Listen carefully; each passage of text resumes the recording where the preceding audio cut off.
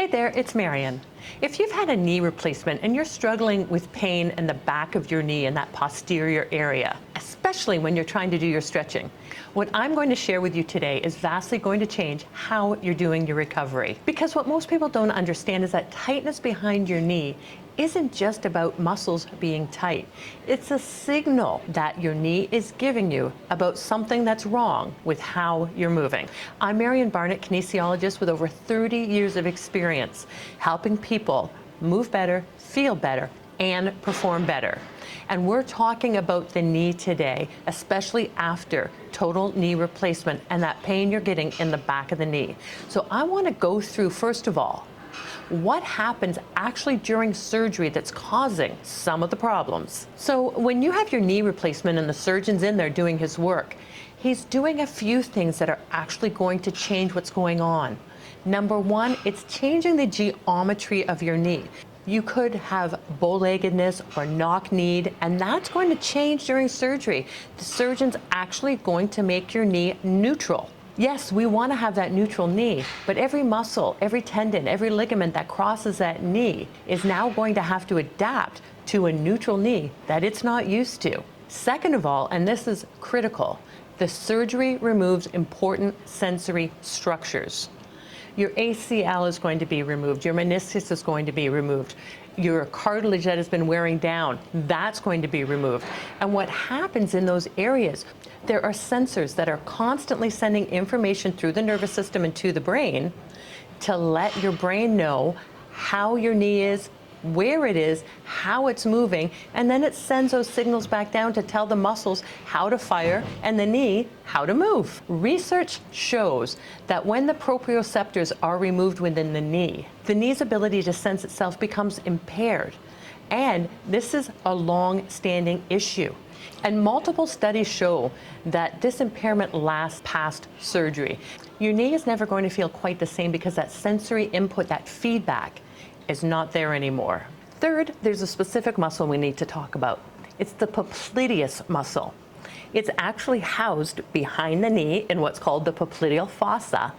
And this mighty muscle runs from your thigh bone, from the femur, and it crosses behind the knee and it attaches to your shin bone, the tibia. This popliteal muscle is fantastic. It helps with moving your femur. It helps with moving the tibia, depending if you're in open or closed stance. It unlocks that knee.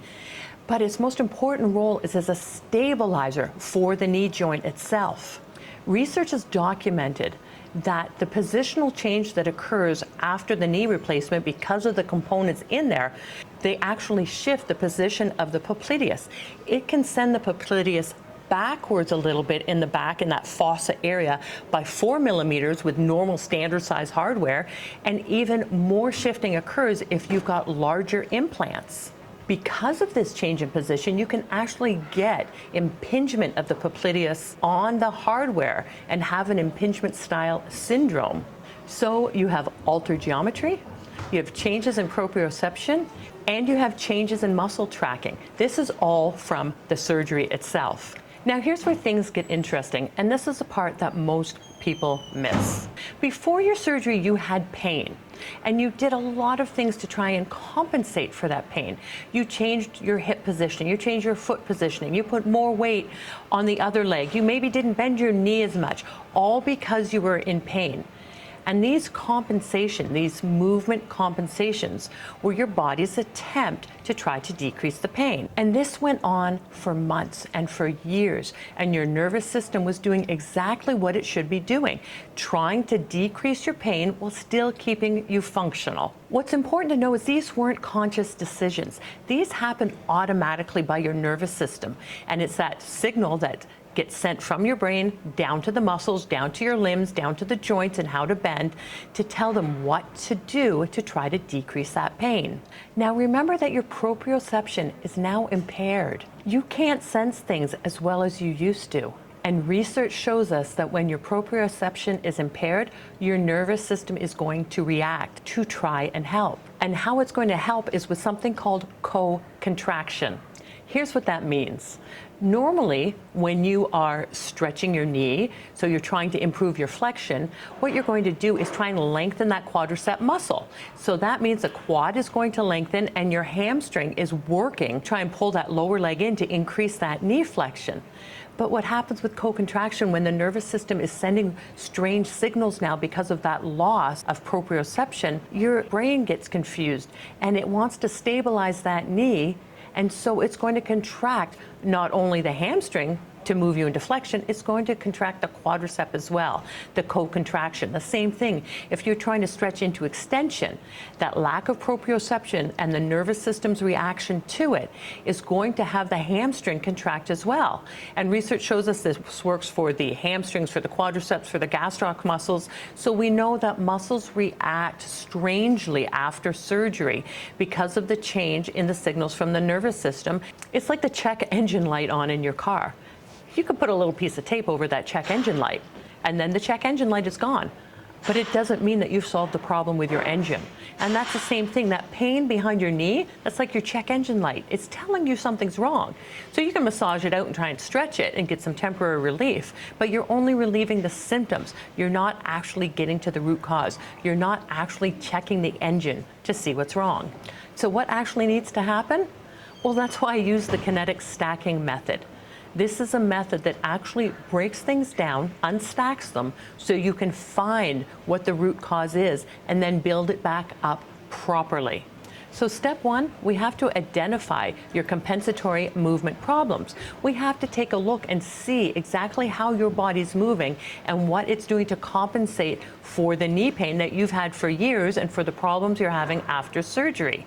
What I see most often is patients can be hiking up the hip on the operated side. They can be decreasing the bend in their knee as they're walking. They may move their feet out of position to try and activate different muscles because their glutes may not be firing, because they may be switching their pelvis in a certain position to try and move forward because their hamstrings aren't working the way they should. There's many different types of compensatory movement patterns, and we need to get to that root cause. And once we do, then we have to look at systematically restoring proper movement patterns, and we have to do this in the right order. It always starts, number one, with mobility first. We need to take a look at the joints also above and below the knee. We have to look at the ankle, we have to look at the hip, not only on the operated side, but on the other side as well. We want to look how the pelvis is moving. And until we can correct those mobility issues, there is no way you can actually move forward and decrease the pain and decrease the stress that's going on in your knee if you've always got decreased mobility that you're working with as you try to activate through rehab. Until these are addressed, you can't correct your movement patterns, even if you try. Second is alignment. We need to address the positioning of your body in space in both static and dynamic positions. This isn't about just standing up straighter. It's about restoring optimal joint positioning so muscles can function in their ideal length tension relationship. Third is motor control, and this is where we retrain the nervous system. Now that we have our mobility back and we have our alignment back, we can work on our automations. We can work on retraining the brain to get rid of those dysfunctional movement patterns and build good automations with proper motor control, because we're giving the brain new and proper information with our mobility and our alignment. Fourth is strengthening, and only now can you do strengthening, because if you did strengthening with dysfunction, all you're doing is strengthening and teaching the body to be stronger in dysfunctional patterns. And we don't want to do that, because that is going to lead to long-term problems with increased strength with dysfunctional movement patterns. Research on movement retraining after knee replacement shows that when people learn to move better, they're going to have less pain, their movement is going to be more successful, and it's going to protect their other joints, decrease risks of falls, and they're going to have much better outcomes. So here's what I want you to take away from this. The tightness behind your knee is not random. It's not just how your knee healed, and it's not something you need to live with. It's your body's way of telling you that something is wrong with how you're moving. It's a signal for you to listen to. And research is clear that people who move with compensations after knee replacement surgery do not have as good outcomes as people who fix their compensations and learn to move well. Now, if you're dealing with knee pain after joint replacement, you need to get a professional movement evaluation. You don't need a general assessment to say how your knee is moving in flexion, extension, and what the range of motion is. You need a professional to tell you if there's compensations with how you're moving, how you're standing, how you're walking, how you're moving through your squat patterns. All of these will identify your specific compensation patterns. Only then can you go through the stacking method of working on your mobility, then your alignment, working on your motor control, and then your strengthening. That's what the kinetic stacking method is designed to do. Remember, your body is incredibly smart, and that tightness is a signal for you to listen to. It's giving you information. And once we break that down and unstack, we can solve the problem and get rid of that pain.